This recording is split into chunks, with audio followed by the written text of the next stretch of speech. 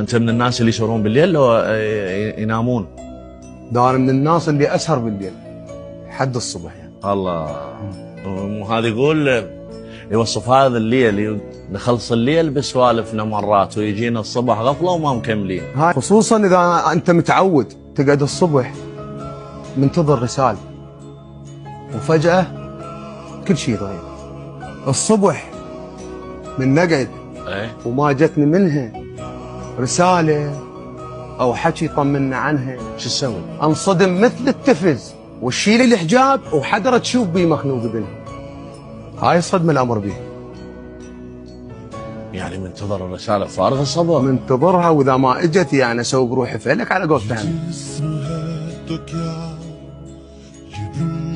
مش هذا بدون زعل عليك، هذا الحكي صدق. هذا الحكي من القلب، من القلب هذا.